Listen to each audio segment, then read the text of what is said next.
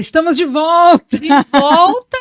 Quanto tempo, hein, Prof. Thaís? Mais uma gravação do Profcast. Número 17. 17. A gente combinou. Voltamos. Nós voltamos agora é pra ficar?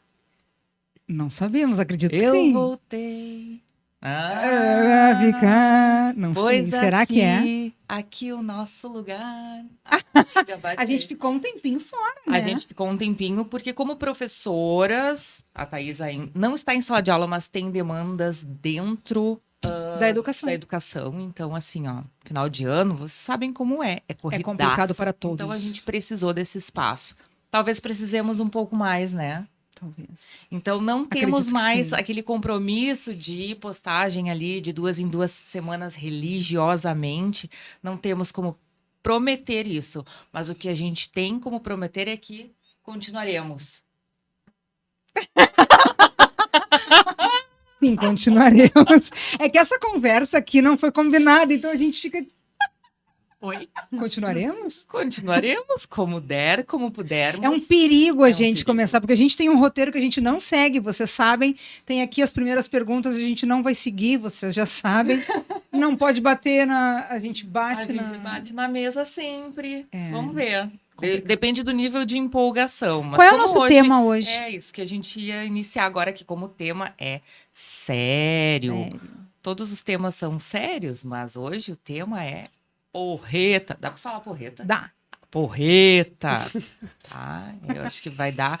Não só vai dar um bom episódio, vai abrir uma discussão que a gente amplia para vocês. Sempre vocês podem retornar com perguntas no Instagram, no próprio YouTube tem espaço para comentários. A gente pode repassar para as convidadas de grande nome que temos hoje, que são... Bom, aí nós estamos aqui para debater sobre a educação, sobre esse tema que hoje vai ser um tema bem desafiador. Então, nós temos duas professoras, duas mulheres incríveis que trabalham na educação, trabalham com educação para a educação. Estou falando bem bonito agora. Tá falando bem bonito? Foi bom o ensaio. A primeira professora que nós vamos apresentar para vocês é a Ivanise Honorato, que está aqui na minha frente. Olá, Ivanise. Olá, tudo bem? Tudo bem. Muito obrigada pelo convite, a gente conversar um pouquinho de temas que estão tão presentes no nosso dia a dia, né? E não é só porque estamos no mês de novembro, né? Que é o mês da consciência negra, mas é um tema ali de janeiro a janeiro, como diria já um poeta, né? E eu fico bem feliz por trazer essa discussão, por ampliar essa discussão que cada vez mais necessária. Muito bem. E a segunda professora que vos falará se chama Thalita Yabzeger. Uau! Acertou! De primeira, vamos fazer de conta. Foi de primeira. É um prazer estar aqui com vocês. É uma honra estar aqui com vocês. Nossa! Obrigada pelo convite. Muito obrigada. Muito a gente acabou, bem. olha, nós perdemos como é que é a ginga, né? Perdemos. Perdemos, gente. Não podemos ficar tanto tempo sem gravar. Nós não falamos o tema, olha só. Que falha, amiga. A gente vai fazer aquele negócio de ler juntinho? Não, pode falar tu. O nosso tema de hoje é? O nosso tema de hoje é o preço de estudar na diversidade. Gurias, o que significa esse tema para vocês? Qual é o preço de estudar na diversidade? Vamos começar já jogando para... A bomba. Quer começar? Posso começar. Tá. Vou falar do meu lugar de mulher negra, né, que se entendeu com o passar dos estudos, né, com o passar de uma formação. Então, eu lembro do meu período de escolarização que o negro, no meu livro didático, estava numa data específica, no 13 de maio. E numa posição que nem sempre, que não me alegrava, né, que não me deixava, que não me representava, que não, né... Então, ou era no tronco, né, que era o que a gente costumava ver, e era o único momento da aula de história que a negritude era lembrada, e desse lugar. Com o passar dos tempos, né, e principalmente após a Lei 10.339, de 2003, passado aí poucos 20 anos, que esse tema começou a perpassar os currículos escolares, né, e de trazer para a discussão. Porque o aluno negro ele precisa se sentir representado na sua história. né? Tem uma autora, e eu gosto de trazer autores, né? Porque não, a gente estuda, pesquisa, e não são vozes da minha cabeça, mas são vozes de experiência, da pesquisa e de dados, né? Que é a Chimamanda, e ela fala dos perigos de uma história única, né? Então, a gente precisa mostrar uma outra versão de história que nós aprendemos, mas não é a única, né? Então, a gente precisa mostrar para essa geração e trazer para o nosso planejamento qual é a verdadeira história do nosso país, né? Quais são as culturas que realmente estão no território das escolas, qual é as vivências dos nossos alunos da escola pública, né? Da periferia.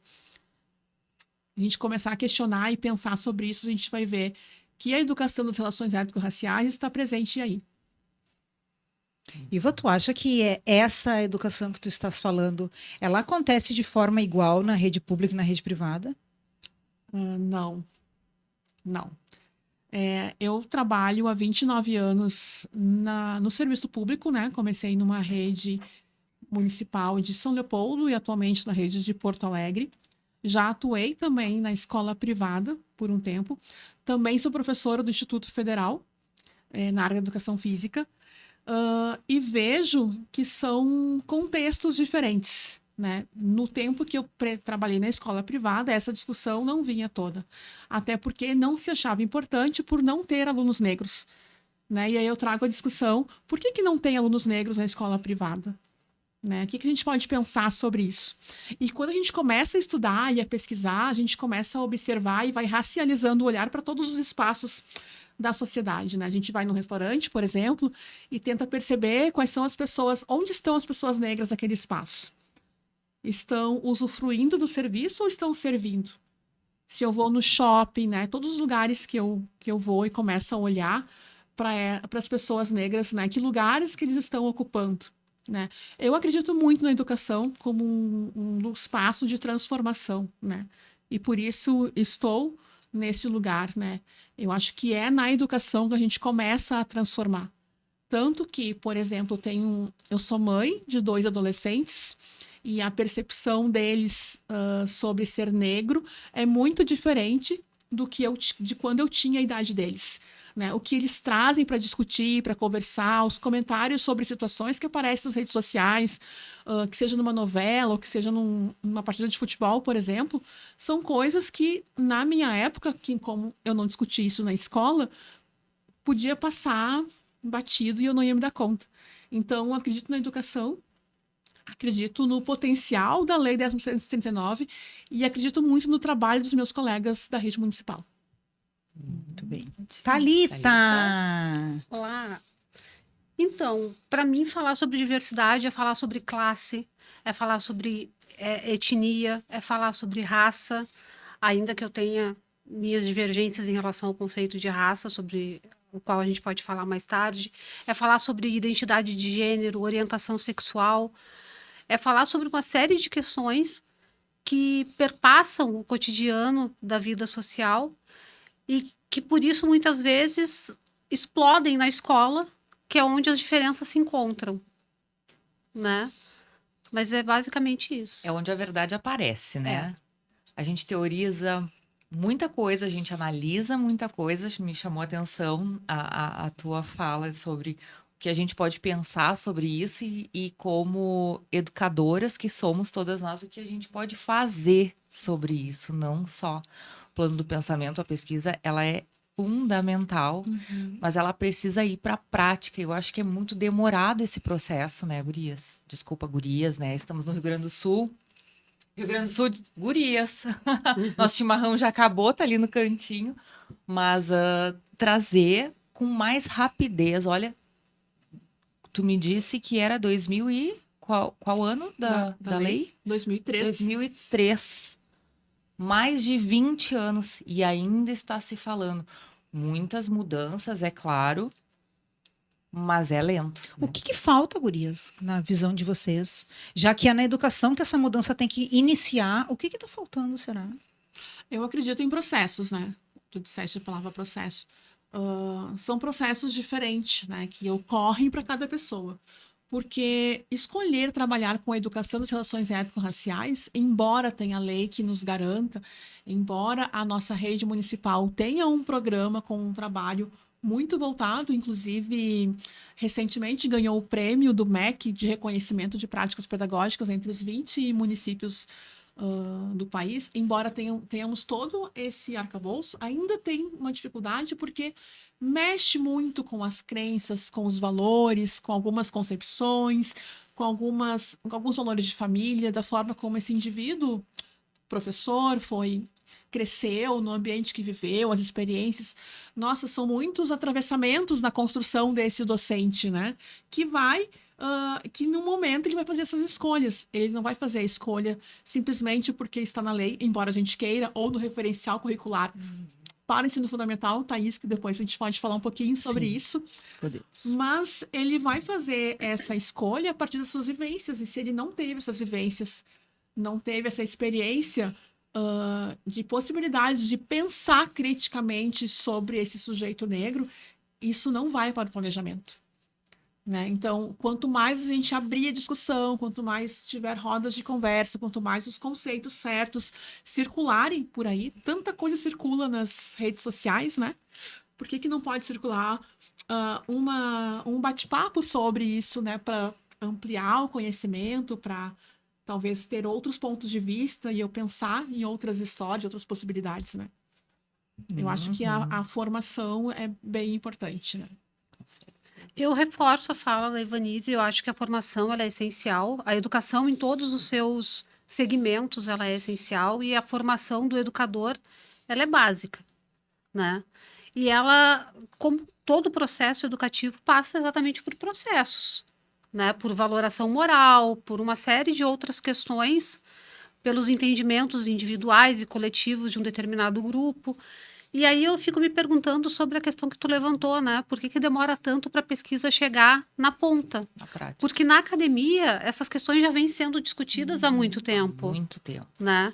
E aí quem é que faz ciência? Quem é que ainda faz ciência no país? Né? Quer dizer, agora, com o processo de cotas, é que a gente está vendo uma entrada maior de homens e mulheres, pretos, pardos, e indígenas, transexuais, enfim. Mas isso é muito recente, né? E esses novos modos de pensar, essas novas epistemologias, elas estão sendo inseridas agora na universidade, né? E vão modificar tudo que está sendo tudo que está no entorno até então, né? Exatamente. Elas estão oxigenando a universidade. Né? E aí isso em algum momento rompe as barreiras do circuito acadêmico. Desculpa te interromper, não, pode porque fazer. Eu acho incrível isso, né, de que a discussão ela se amplia. Mas por que é que não sai da universidade? Porque a gente precisa, assim, enquanto professores em formação continuada, quando tu abre uma página, um site de uma universidade, tu vai ver as pós-graduações que tem. Cadê as pós-graduações que falam sobre diversidade, que falam sobre o ensino da diversidade? Enfim, não existe. O que a gente vê mais é sobre gestão, é sobre eu acho que o processo começou. Eu acho que tem um início. Eu acho que já está bem diferente. Por exemplo, na primeira faculdade lá que eu fiz... fiz faculdade de História, né? Então, ali a gente já enxergava um início dessa pesquisa. Hoje, eu acho que se ampliou bastante. Eu acho que hoje o debate está muito mais amplo do que há um tempo atrás. Agora, é claro, por que as coisas não... Por que uma coisa é o acadêmico, uma coisa é a teoria. Tem pessoas que passam pesquisando e se alimentando dessas teorias e desses autores e tudo mais, desses pensadores. Mas a outra coisa é isso chegar na ponta de fazer valer ao ponto da gente não precisar mais discutir isso no nível que é necessário. Porque parece que, não, nós ainda precisamos tornar isso... Trabalhar com dias, com temas... Né? Não precisaria disso se isso tivesse já inserido na nossa sociedade. A gente sabe que não é. A Iva falou da questão do currículo, né? Nós estamos agora, Porto Alegre está se dirigindo para a criação de um currículo próprio do ensino fundamental. Esse currículo nós estamos trazendo finalmente, de uma forma limpa, todo esse debate. Porque antes, por exemplo, quando a gente falava... Eu me lembro muito bem que a história da África, ela era falada um pouco na origem da vida. A gente falava de história da África. Depois a gente ia falar um pouco do continente africano, né? E aí a gente ia falar, por exemplo, de descendentes africanos ou do negro no Brasil, lá só na escravidão do Brasil. As pessoas que vieram da África para o Brasil, escravizados. Não, aí hoje nós estudamos a história da África. Esse reconhecimento de origem, isso é extremamente importante. Vocês sabem por que isso é extremamente importante? Vou fazer rapidinho aqui um recortezinho. Por que é extremamente... da sala de aula. Por que é extremamente importante essa visão? Porque quando a gente traz o negro que está aqui no Brasil e a gente traz a história de origem dele, que a história de origem dele não é a história do descendente dele de origem africana escravizado no Brasil. A origem dele é uma origem de majestade na África. A gente pouco sabe desses reinos africanos absurdamente ricos. Pouco se sabe que o ouro, a grande maioria do ouro dos árabes vieram da África, né? E muito desse ouro que era levado também para a Europa. Então, era um absurdo a riqueza africana.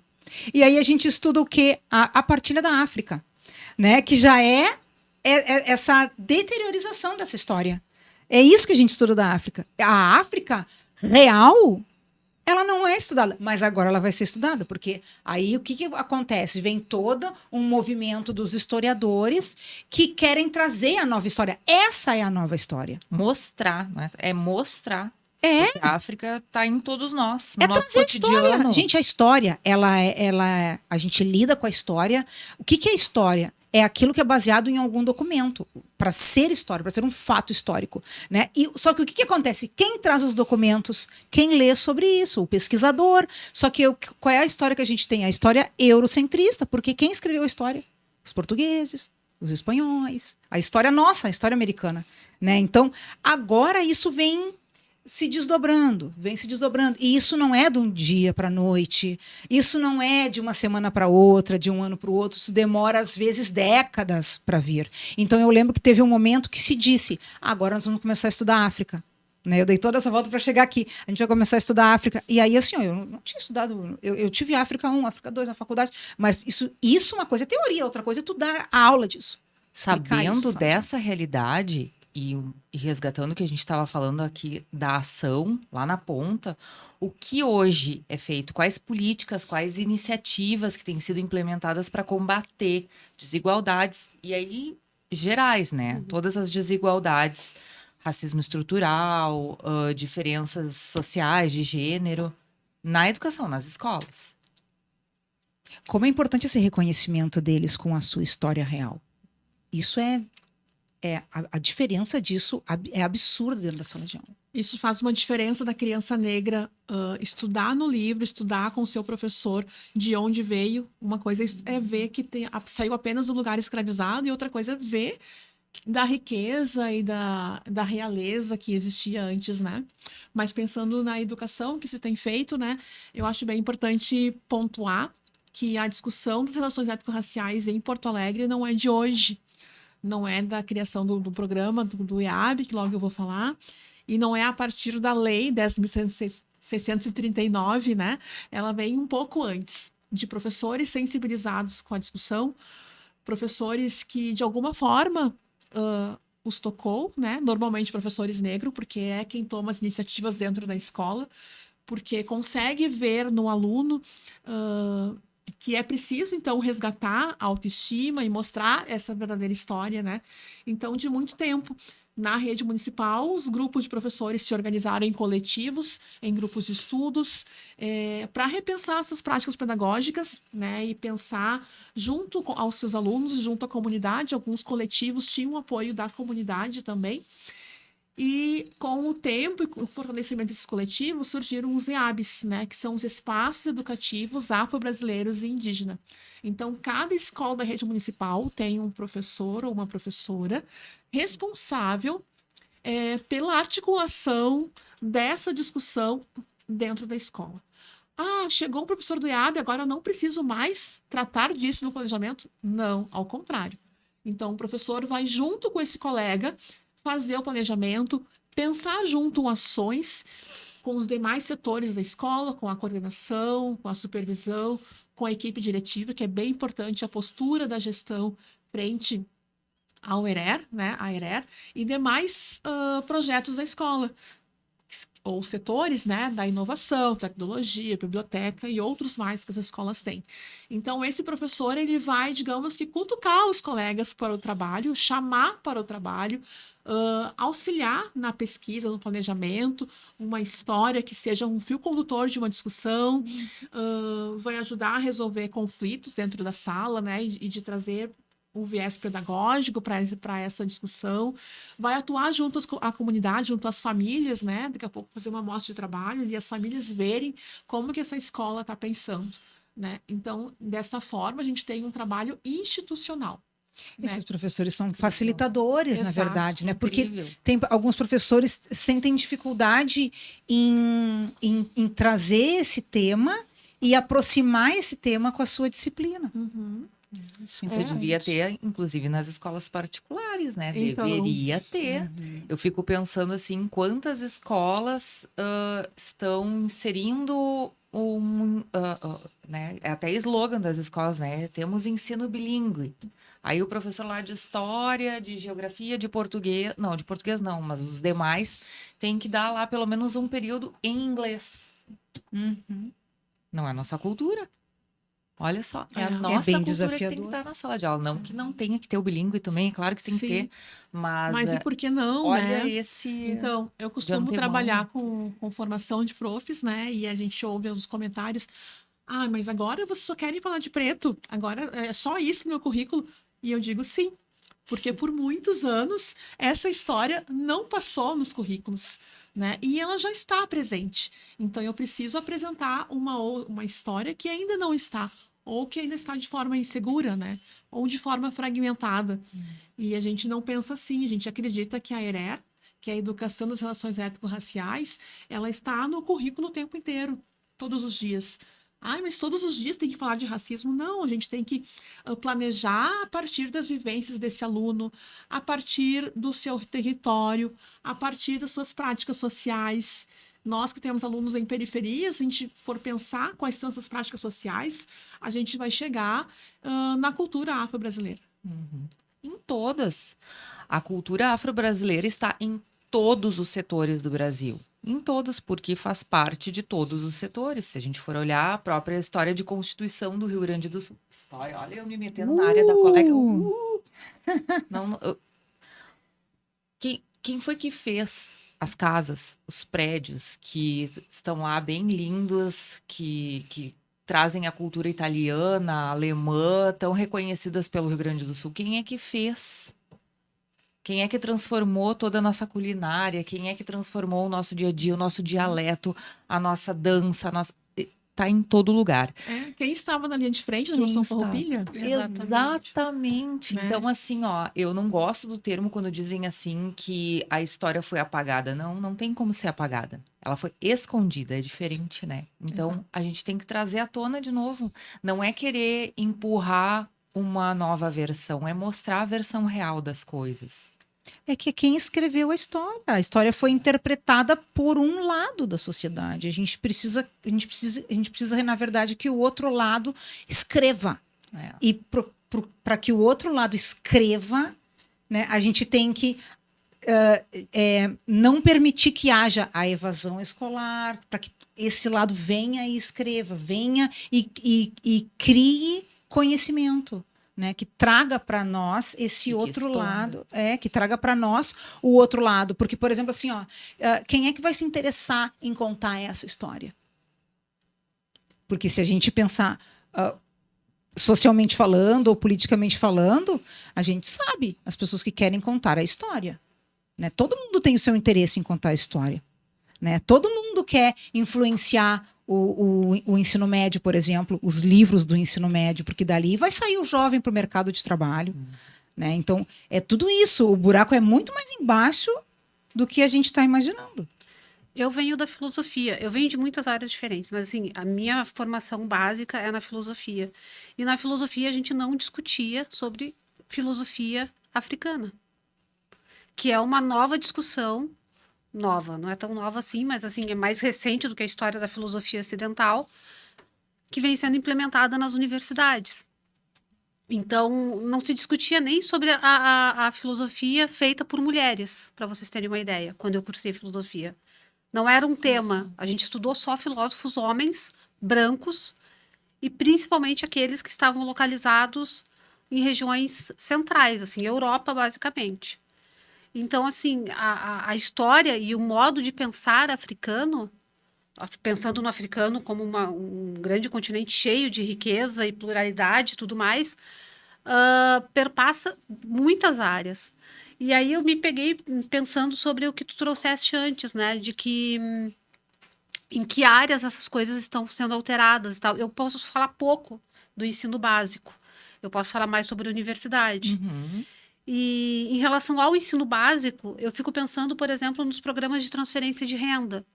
O quanto eles permitem que essas crianças, né, em sua maioria crianças negras, possam estar nos bancos escolares. Pensando na universidade, eu me coloco a questão das cotas. Cotas para pretos, pardos, indígenas, trans e travestis. E as leis que disciplinam o ensino sobre essas questões. Né? Algumas questões mais evidentes, algumas questões já estão há mais tempo nos currículos, como a questão da negritude, dos indígenas, e outras que estão ainda sendo votadas e pensadas, né, a curtos passos, assim, com muita dificuldade, que é a questão da identidade de gênero, por exemplo, né, que ainda se questiona muito sobre a necessidade de tratar sobre esse tema em sala de aula. Sim, e a gente vê cada vez mais a questão de gênero dentro da sala de aula, né? Eu não via antes tantos estudantes com troca de nome social, hoje tem bastante. Exatamente. E a gente precisa falar sobre isso, isso está acontecendo. Então, é uma discussão que é realmente sensível, porque a gente tem muitos lados, muitas visões. Algumas pessoas falam, a sociedade em geral, tá? Costuma falar sem entender o que está falando. Vê a coisa muito prática, quando na verdade ela não é nada prática, né? Ela tem muita raiz, ela tem muita emoção junto, ela tem identidade. Exatamente. São pessoas que vieram ao mundo para viver as suas vidas e têm que ser respeitadas da maneira com que elas escolheram viver a sua vida.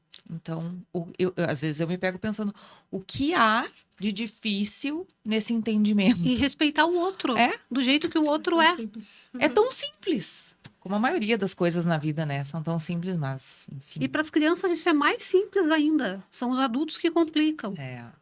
Né? São os adultos que valoram isso moralmente, quer dizer, falam em opção quando a gente está falando em orientação. Quer dizer, não é uma opção sexual. Ninguém escolhe ser gay, lésbica ou heterossexual. É uma orientação. Sim. Né? Sim. O mesmo se dá com os trans e travestis. E com as trans e com as travestis. Quando tu falou da educação básica, tu estava falando sobre o Bolsa Família? Então, eu acho que o Bolsa Família, ele interage... Da transferência de renda? Sim, eu estava falando especialmente do Bolsa Família, que é sobre o qual eu tenho mais conhecimento. Eu Mas acho tem que outros, tem outros programas. Tem outros programas, mas o que tem maior amplitude é o Bolsa Família atualmente, né? Ele atinge quase 19 milhões de pessoas. Então, e a gente está falando de uma estimativa de famílias pobres de 20 milhões. E ele atinge quase 19 milhões. Então, assim, ele tem uma abrangência bastante grande. E ele permite que essas mulheres, mães, muitas vezes sozinhas, né?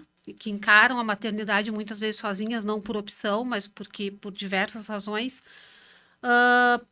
procurem o mercado de trabalho, se integrem ao mercado de trabalho formal, porque o que elas fazem em casa é trabalho também, a gente chama de economia do cuidado. Né? Adorei esse termo. Quer dizer, elas cuidam dos idosos, elas cuidam das crianças, elas cuidam das crianças de outras mulheres, para que outras mulheres possam trabalhar no mercado formal. E essa economia do cuidado, ela não é valorada financeiramente. Né? Muitas vezes elas não recebem por fazer esse tipo de trabalho, mas é um trabalho que as tira do mercado formal de trabalho, que as tira da escola, muitas vezes as tiram da escola, e o Bolsa Família permite que essas pessoas voltem para o mercado formal de trabalho, para que essas crianças voltem para os bancos escolares, para que essas crianças frequentem o posto de saúde, porque são condições para se ter o benefício. A gente pode questionar porque são programas de transferência condicionada, né? Se essas condições, se elas são legais, ilegais, legítimas ou ilegítimas, está tudo aberto para a questão. Mas o fato é que esse programa ele atinge um grande número de mulheres e crianças.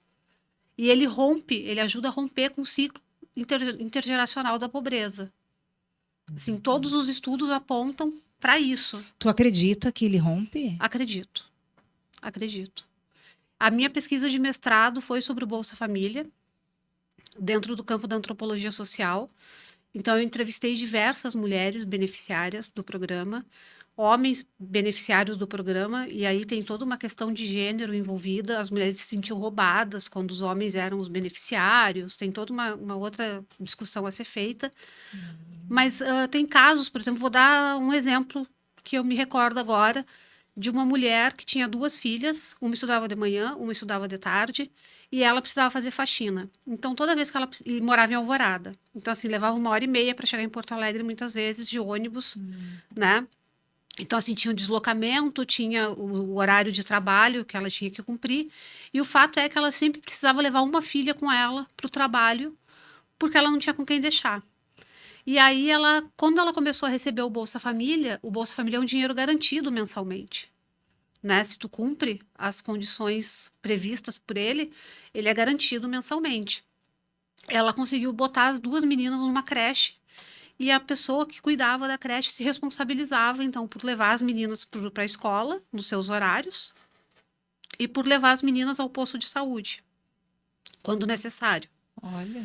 E essa mulher pôde trabalhar de segunda a sábado, aumentando consideravelmente a renda dela.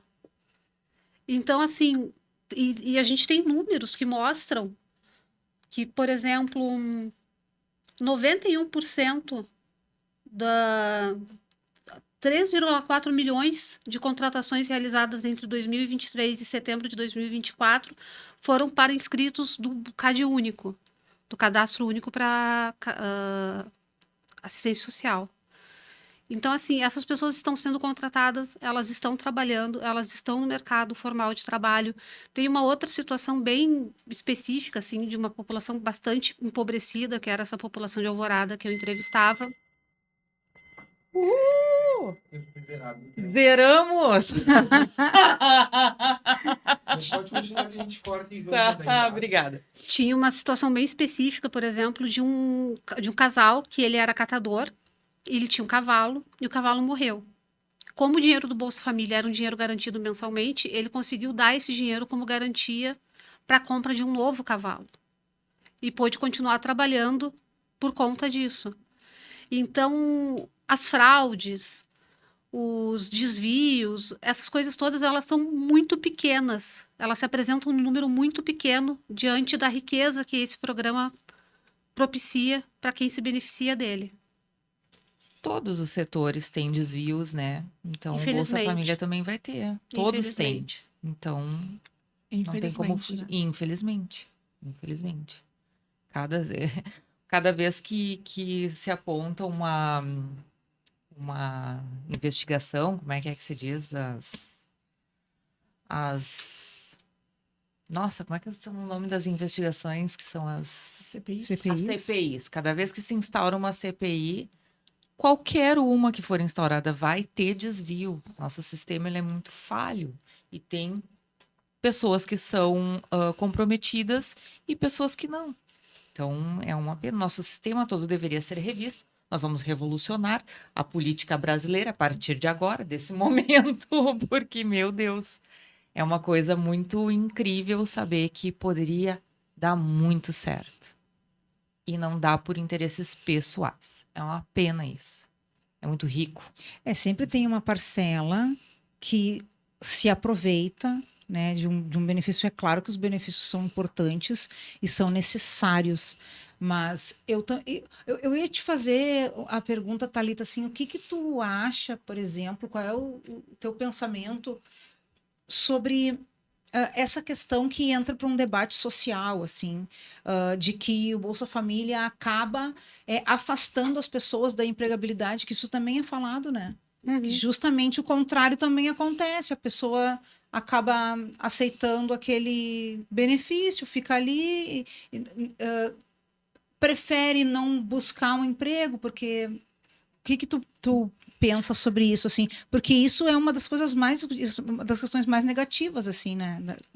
Dentro da discussão social. Sim. Sobre o Bolsa Eu Família. acho não, né? Com base nos estudos que eu acompanho, pelo menos IPEA, fundamentalmente os do IPEA, esse é um dado que ele não se concretiza. Assim, são poucos os casos de pessoas que se apresentam para o Bolsa Família, para receber o Bolsa Família, e por conta do benefício não procuram o mercado de trabalho. Acho que as pessoas ficam mais criteriosas, isso sim.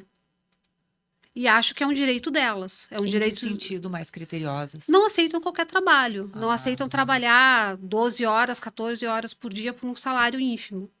Entende? Eu acho que elas ficam mais criteriosas porque tem uma renda segura no final do mês. Acho que no começo do programa, no começo da distribuição do Bolsa Família, tinha um certo receio, porque ele hoje em dia, a renda per capita é de até R$218 por mês para se receber o benefício. Então, por pessoa, a renda total da família dividida pelo número de pessoas da família, que se chega a 218, passa a ser beneficiário. O que mais, Thalita, que precisa para a pessoa receber esse benefício? Então, tem alguns critérios, eu trouxe todos. Manter a Olha criança só. na escola, Manter a criança na escola, manter as vacinada, as grávidas e nutrizes fazendo acompanhamento pré-natal e acompanhamento pós-natal no posto de saúde, fazendo a pesagem, fazendo o acompanhamento direitinho, é basicamente isso. E tem a questão da renda. Só que agora a gente tem uma nova regra que não tinha há alguns anos atrás, que é a regra de proteção, que se trata de um suporte para essas famílias que alcançaram uma renda superior, uma renda que chega a até meio salário mínimo per capita. Então, assim, quem entra para o mercado de trabalho e atinge até meio salário mínimo per capita, entra nessa regra de proteção e continua recebendo 50% do valor do benefício. Então, não perde o benefício, não perde a totalidade do benefício e ainda tem o seu emprego garantido. Como incentivo para continuar evoluindo. Exatamente. Que era algo que a gente não tinha há alguns anos e que provavelmente causava receio nas pessoas. Porque, assim, apesar do trabalho ele ser de carteira assinada, como se diz, há uma insegurança sobre a manutenção dele. Por quanto tempo eu estarei empregado? O que me preocupa do Bolsa Família é que o Bolsa Família ele é para ser um benefício emergencial. Essa era a ideia, né? E cada vez, ele já tem 20 anos de Bolsa Família, não sei, posso estar errada, mas me parece que cada vez aumenta mais a distribuição desse benefício. Aí eu me pergunto, onde estamos errando?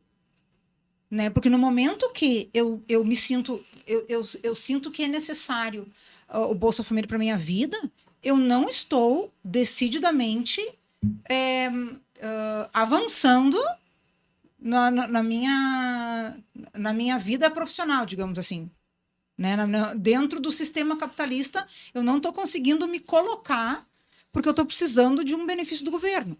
E isso cada vez mais pessoas precisam. Então aí a gente vê que realmente o nosso país está passando por um problema imenso, não é uma coisa pouca. Né? E se cada vez eu tenho que ainda aumentar mais esse benefício. Eu acho que a gente tem que pensar no seguinte: nem todo mundo vai conseguir sair da pobreza de forma imediata. A pobreza, ela é multidimensional e ela afeta as pessoas em diferentes instâncias. Eu vou dar só um exemplo que talvez ajude a gente a pensar um pouco sobre isso, de um caso que eu entrevistei, de uma mulher que eu entrevistei. Ela recebia o Bolsa Família, tinha 2, 3 filhos, não me lembro agora, recebia o Bolsa Família e tinha feito um curso no CRAS, que é o Centro de Referência de Assistente Social. Uhum. E esse curso garantia a ela a aprendizagem, né? Ela sabia fazer unha do pé, unha da mão. Esse mesmo curso que foi oportunizado a ela, foi oportunizado para toda aquela comunidade. Logo, ela não podia prestar serviço para aquelas mulheres, porque todas elas ofereciam o mesmo serviço. Uhum. E aí eu perguntei para ela, por que tu não tenta oferecer fora daqui? Né? E ela, olha para mim, eu não tenho um dente. E de fato, ela não tinha. Ela não tinha nenhum dente. E ela disse, como é que eu, nessas condições, vou procurar emprego num salão de beleza? Ela não tinha banheiro em casa, então ela não tinha como tomar banho com frequência. Então, assim, tem pessoas que vivem numa situação de extrema pobreza. E a essas pessoas, para essas pessoas, o Bolsa Família muitas vezes é a única renda. A única renda a que elas têm possível.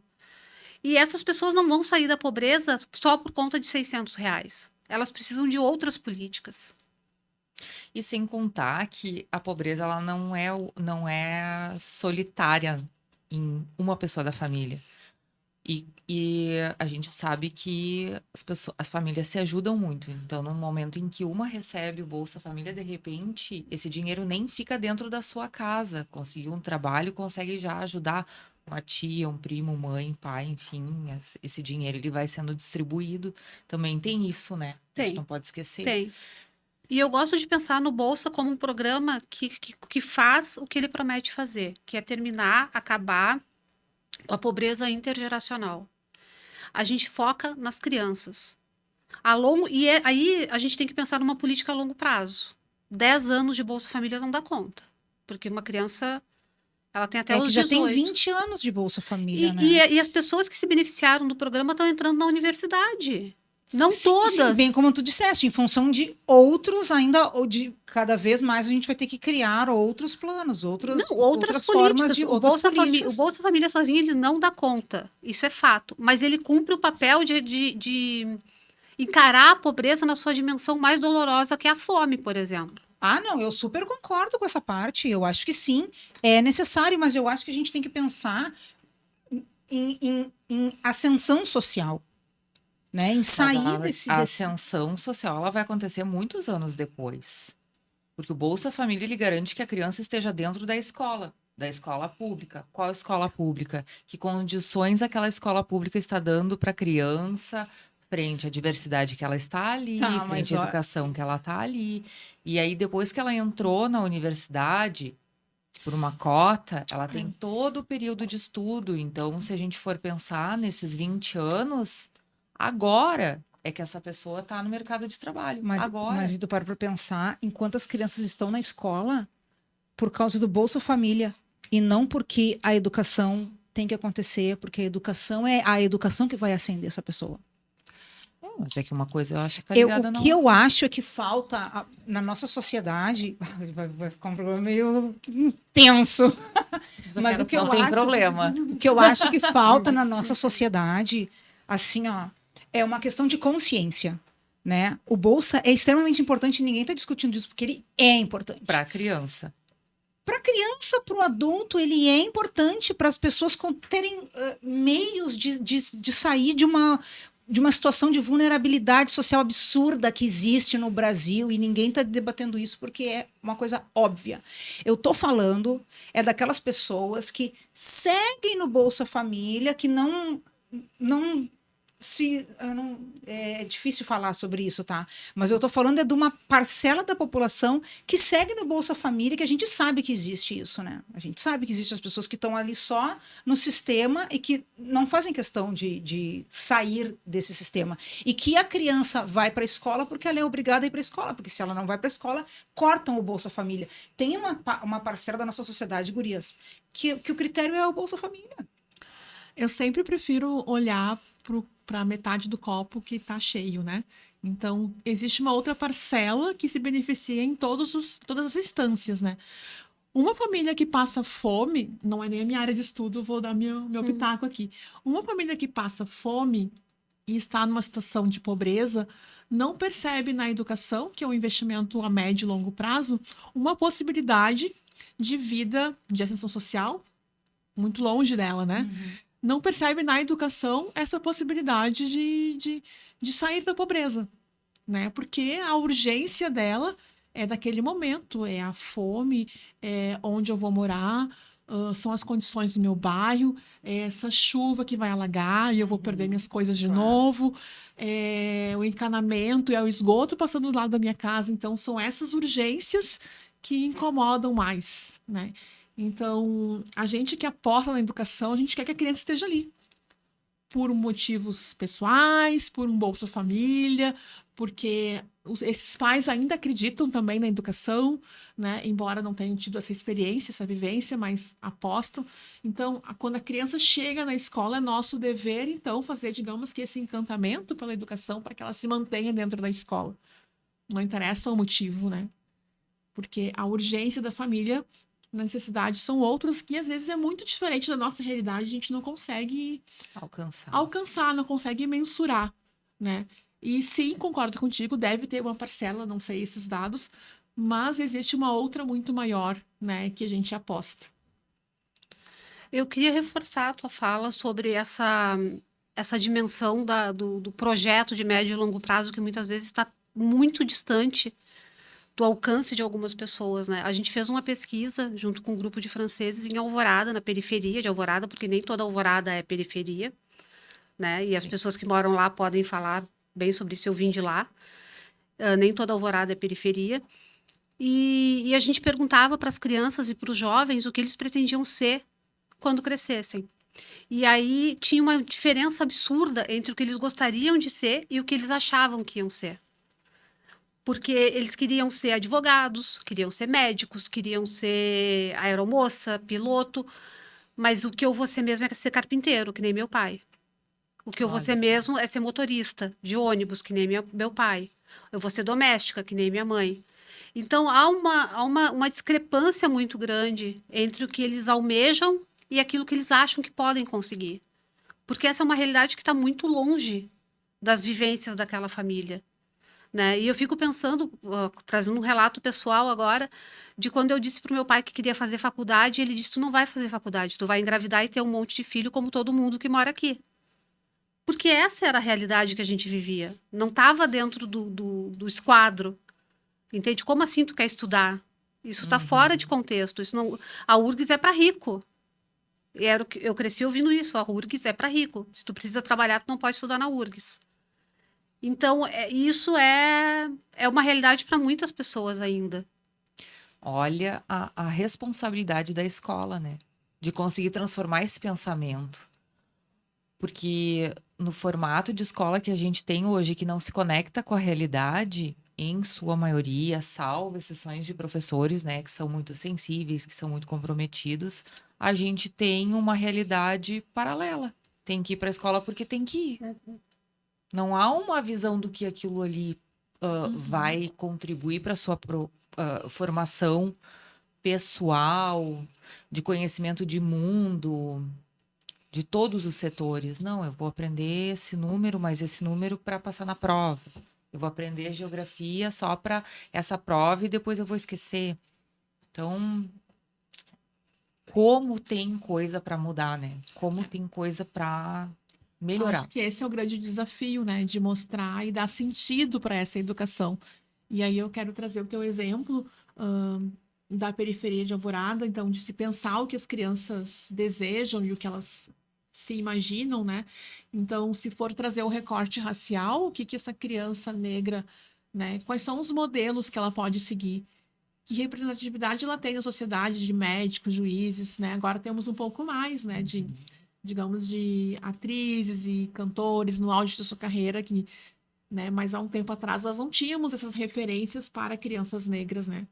Então, isso também é bem importante trazer para a escola e mostrar essas possibilidades que o negro e a mulher negra podem conquistar e almejar, e essas crianças poderem ser como elas, né? E terem essa referência e desejar algo a mais, assim, né?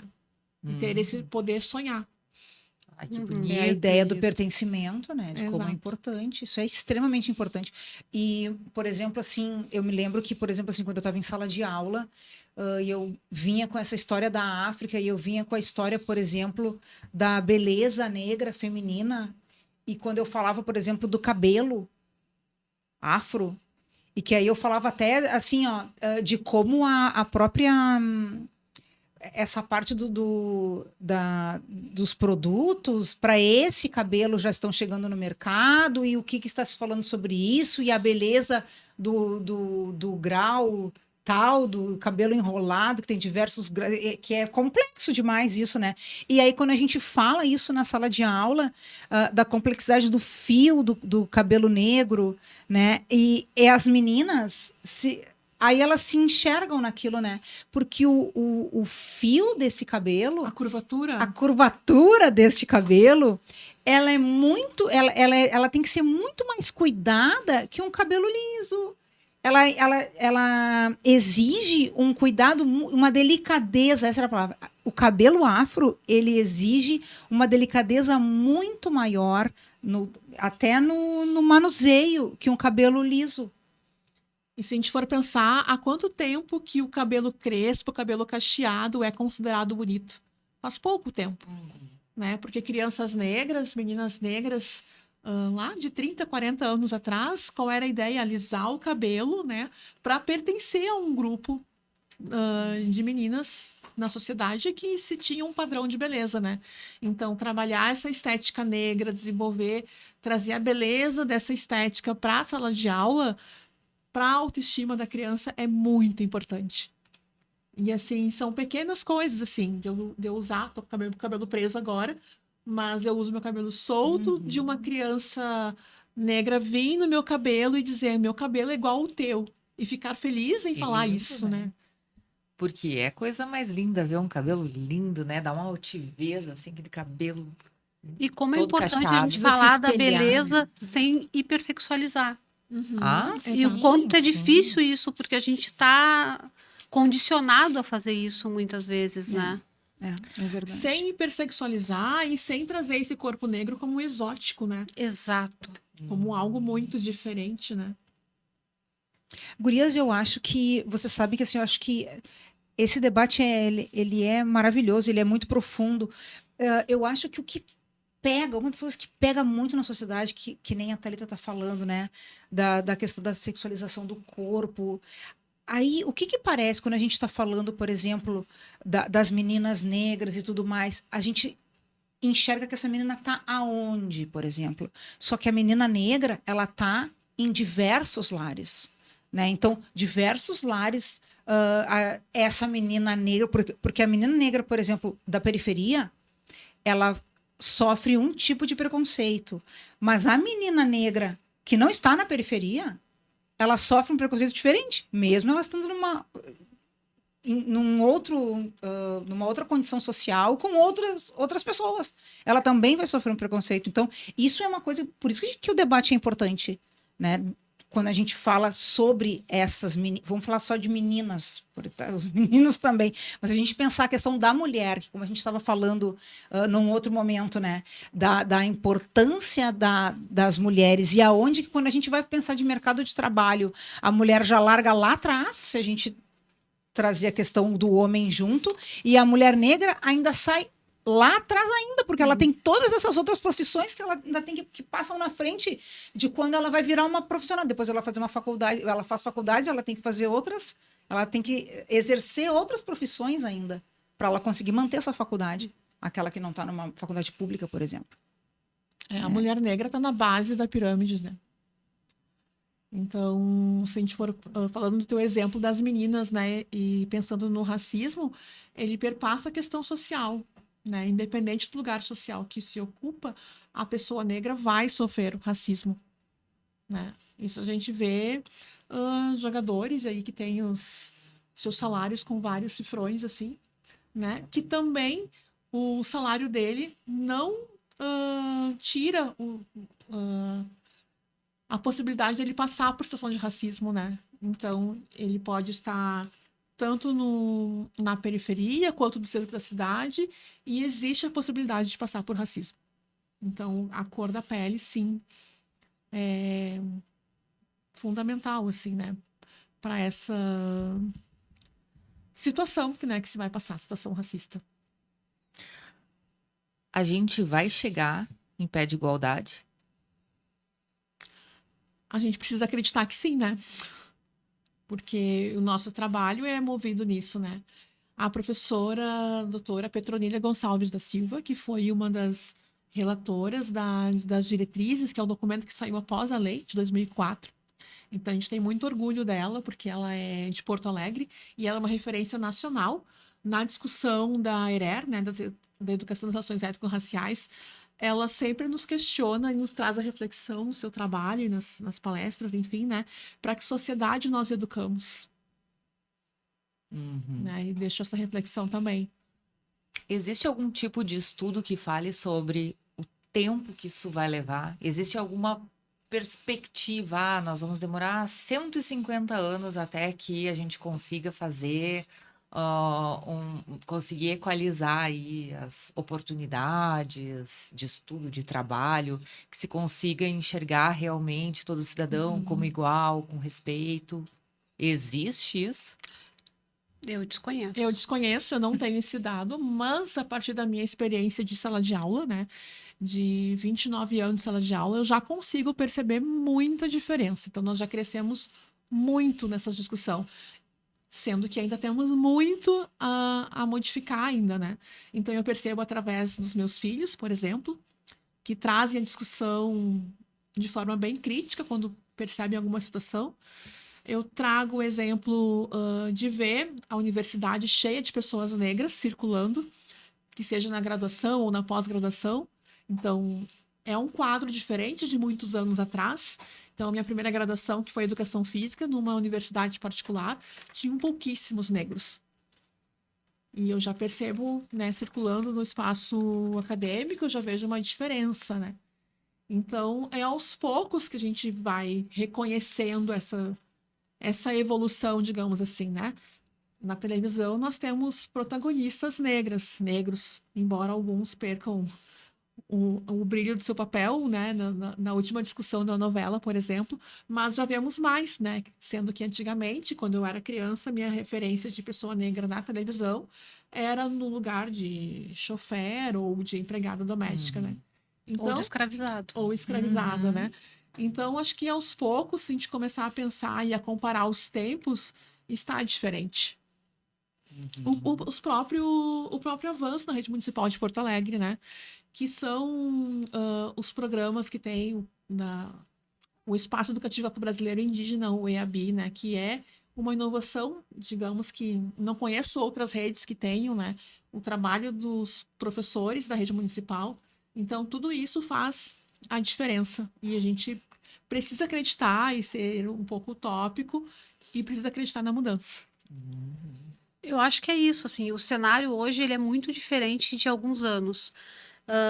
Em 2021, a gente tinha cerca de 52,4% de estudantes pretos, pardos e indígenas. Em 2001, eram 20%. Então, assim, num período relativamente curto, a gente teve um aumento de 30%, 32%, né, de presença dessas são as pessoas. pessoas se reconhecendo também. Exatamente, Também, porque se a gente pegar os IBGEs, os censos de mais antigamente, né, qual é a tua cor? Eu sou moreninho. Eu sou café Não se com leite. consideravam negros, né? Exatamente, eu sou mulato, que é um termo Deixa eu péssimo. contar uma coisa, gente. Eu acho que eu já Rasgou. falei pra ti uma vez. Rasgar. Contigo. Pronto, tava demorando. Rasgou. Nas escolas dos meus filhos, sou professora, né? Então eu sempre tive desconto nas escolas que eu dou aula, meus filhos naturalmente estudam ali. E aí, de tanto em tanto tempo, tem que refazer o cadastro, né? E sempre tem na ficha social ali qual é a raça. Eu marcava todas. Sempre eu marcava todas. Por quê? Porque eu acho que nós somos tudo. Eu me vejo como. Eu tenho dentro da minha família todos os representantes de todas as cores de raças. Eu tenho dentro da minha família. Então, como é que eu vou dizer que meu filho é o quê? Então, aí é que tá. Essa é Aí é que tá. a Patrícia levantou agora. Levantou agora uma questão que eu acho bem problemática. Eu entendo o teu ponto de vista, entendo mesmo. Eu, por exemplo, sou neta de indígena e de um alemão. Por isso que eu saí assim com sobrenome alemão. Mas eu me vejo branca. Porque eu não sofro no cotidiano Ah, sim. as consequências de determinados fenótipos. Entende? Um cabelo crespo, uma pele com mais melanina. Quer dizer, eu não passo por esse tipo isso não é uma questão no meu cotidiano. Sim. Entende? Eu tenho privilégios que são próprios de quem é não negro, de quem é branco. Sim. Então, eu me entendo como branca, apesar de ter uma diversidade imensa na minha família. Não sei o que tu pensa sobre isso. A linha genética tem outras características. Sim. Não, isso é indiscutível, mas eu acho que o meu lado filosófico e utópico me faz fazer isso. Não é um pensamento de agora, é um pensamento que eu acho que é bem do que eu gostaria que fosse. Eu gostaria de não ter que marcar aquilo ali. Mas essa informação é bem importante para as questões de políticas públicas, por exemplo, na Toma, Constituição. Toma, Patrícia. Receba. Na Constituição dos dados, para a gente poder entender como é que é essa cidade, onde estão os alunos brancos e que escolas estão ou não estão, enfim, para uma série de informações, né? A gente ouve falar muito assim, eu sou branca, mas eu tenho a alma negra, né? Que lindo. Então, isso parece lindo, né? Poético falar e ouvir. Às vezes a pessoa, de fato, tem esse sentimento e tem essas vivências, né? Não estou discordando disso, né? Mas a gente tem que pensar no cotidiano, como a Thalita falou, né? Como que tu é lido pela sociedade? Né? Aqueles exemplos bem simples de supermercado, de ser seguido por segurança, né? Talvez a cor da pele vai te dizer se tu é perseguido por um segurança no mercado ou não, né? E compreender esses privilégios que a pessoa branca tem. Perfeito. Tá bom, gurias. Nunca mais vou fazer isso, eu juro. Vai marcar a tua cor Agora lá. eu vou marcar A gente tem direitinho. feito na rede municipal um trabalho junto aos secretários de escola e com os professores na questão de valorização da sua identidade para que essa informação chegue lá na matrícula e rematrícula, porque nem sempre os dados que aparecem ali são os dados oficiais, né? Às vezes, alguns professores, se eu tentar dizer o nome agora, não vou saber, mas alguns professores têm feito a seguinte pergunta para os alunos de 5º, 6º, 7º ano. Esta informação que teu pai colocou na tua ficha de matrícula no teu primeiro ano, é de fato o que tu pensas ou como tu te vê? E às vezes não é. Olha só. Muitas vezes não é. Porque para a família dizer para o secretário, uma pessoa que não conhece, não tem relação, que é uma pessoa negra, para algumas famílias, a partir das suas vivências e experiências, é muito difícil. Porque a palavra preto e negro, como a gente bem sabe do nosso vocabulário e expressões, é carregada de um tom pejorativo. É pesado, é difícil, é ruim, né? Por muito tempo se aprendeu isso, né? E essa resposta na secretaria, na autodeclaração, dá um resultado que não condiz com o que aparece na realidade na sala de aula, né? Então, a gente tem feito um trabalho para que essa informação chegue de fato, né? Para que esse trabalho de sala de aula chegue nas famílias e as famílias consigam chegar na secretaria e dizer e marcar com orgulho, sou negro, né? De não ter vergonha, né? De não se sentir intimidado. Perfeito. Não farei mais. Vou contribuir com As IBGE políticas com as públicas. políticas, importante. Não, vejam só, eu não tinha pensado nisso. Realmente. Realmente. E é importante. Por tudo que a gente está falando aqui, né? Exato. Mas é que em função desse debate de tão importante que é, inclusive a professora Patrícia percebeu, né, É. um ato que ela fazia mais de uma vez. fez. Fazia mais de uma vez, gente. Eu fiz mais de uma vez. É que é isso, né? O racismo tá tão entranhado, e não tô dizendo que é uma atitude racista, mas Não, é ao esses contrário, né? pensamentos, É uma assim, busca né? de igualdade. Tá tão entranhado que a gente tem ações que não se percebe, né? Então, que é o racismo estrutural, né? Que tá tão presente no nosso cotidiano, né? Em todos os lugares, né? Em todos os espaços, e nem sempre a gente consegue se dar conta, né? E também só justificar a atitude lá por um conceito do Silvio Almeida também não adianta, né? Eu preciso repensar, fazer essa reflexão, né? Trazer para o cotidiano e pensar se, quem sabe eu faço diferente a partir de agora. Né? Acho que é isso. É. Riquíssimo. Temos mais perguntas. Eu tô aqui pensando. Sabe Não, mas uma eu coisa acho que a que gente foi não maravilhoso comentou antes de dizer que foi maravilhoso, porque está sendo, não dá vontade de parar. Eu sei que você tem que ir para casa, eu queria ficar aqui até amanhã. Mas tem uma coisa que a gente citou bem superficialmente, eu acho válido a gente falar um pouco, que é a questão indígena, a cultura indígena, a identidade indígena. O que tem se trabalhado aqui nas zonas urbanas, e não só lá no espaço reservado, né, das reservas indígenas, né, o que na escola tem se trazido sobre. Primeiro, a discussão da terminologia, né? Que a gente não fala mais o dia do índio, né? E não é mais fixo numa data. A gente trabalha a ERER perpassando por todos os dias, assim, né? Trazendo suas contribuições, as suas culturas, e sempre na óptica plural, né? Eu não falo apenas de uma etnia, ou eu não falo o povo indígena, porque são múltiplas culturas, né? São múltiplas etnias, então a gente precisa dar essa visibilidade dessa multiplicidade, né? A gente tem... Esse ano foi um ano bem especial, porque a nossa formação, e eu falei dos EABs, nós temos 2 encontros mensais, um encontro de formação e um encontro de planejamento. Então, isso também nos dá forças para manter o trabalho lá dentro da escola, porque às vezes na escola os professores são únicos no trabalho, nem sempre conseguem aliados, né?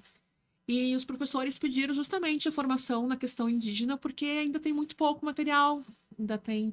Então, nós temos uma professora da Universidade Federal do Rio Grande do Sul que se propôs a fazer essa formação, esses encontros com os nossos professores da rede municipal, e nós tivemos 3 valiosos encontros para discutir como que a questão indígena chega na sala de aula, porque às vezes chega de forma pejorativa, ou chega da forma como nós aprendemos lá, quando a gente era criança, com as músicas infantis, né?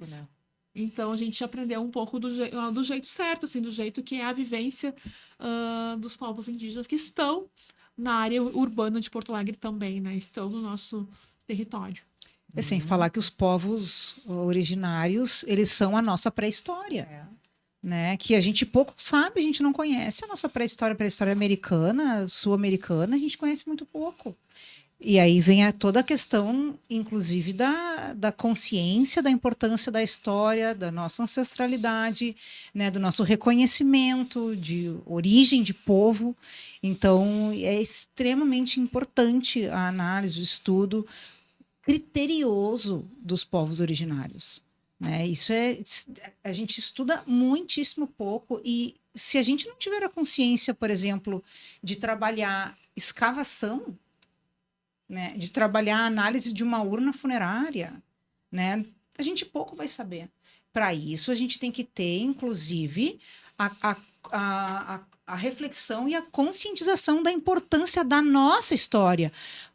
Agora, não é cuidando dos museus do jeito que nós estamos cuidando que a gente vai manter a nossa história viva.